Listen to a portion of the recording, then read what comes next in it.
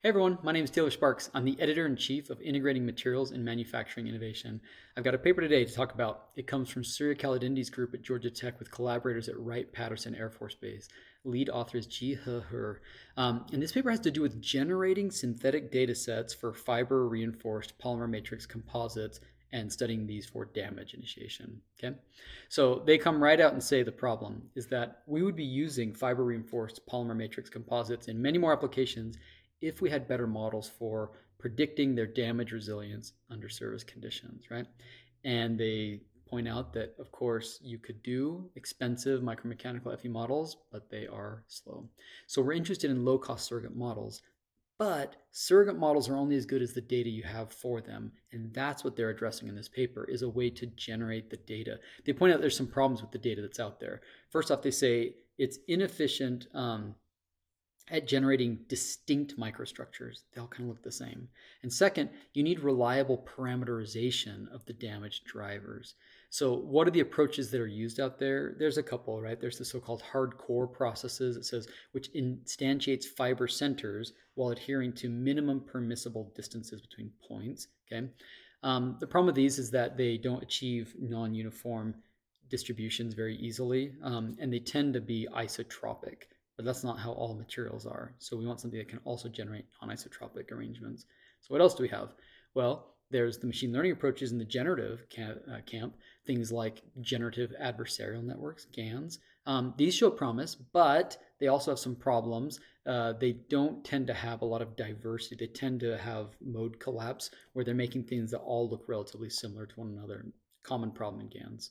Then the second set of challenges was the parameterization, and there's been lots of approaches in that as well. One they point out is the extreme value distributions, EVDs, that have been done before.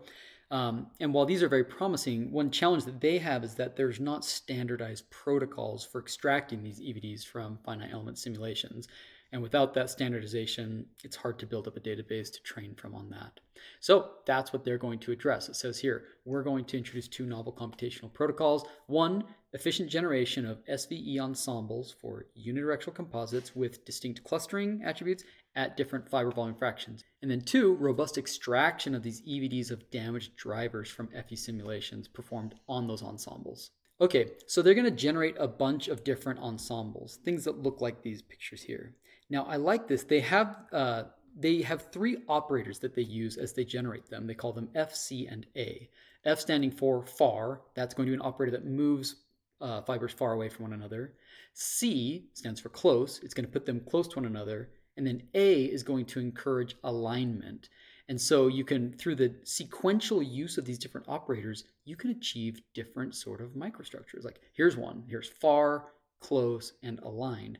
But what if you took those three operators and then you applied them sequentially? Well, if you do them sequentially, now you can come up with what they found were 15 distinct microstructure classes, right? For example, here's far at a 30% volume fiber fraction, then far and aligned at the same fiber fraction, far, aligned, aligned, aligned. You can see that that alignment is really lining up while we're maintaining relative distance between them. And then far, close, and then far, close, close, close, close, causing clusters that are locally separated from other clusters at a relatively far distance, right? This is pretty easily parameterized, and yet it's able to achieve a pretty good variety of different microstructures. Once they had these microstructures, now they're going to be able to do finite element analysis. And one thing they found is that it shows here, across all the microstructure classes considered in our study, we obtained stable values for these extreme value distributions using maximum likelihood estimation with 200 SVEs and a 99th percentile sampling threshold from each. If you're interested in using this approach to generate structures yourself, you can check out the data availability code. They have a GitHub page where you can actually see this for yourself and try it out to generate microstructures that may be relevant for your modeling efforts. So see it in the latest issue of IMMI.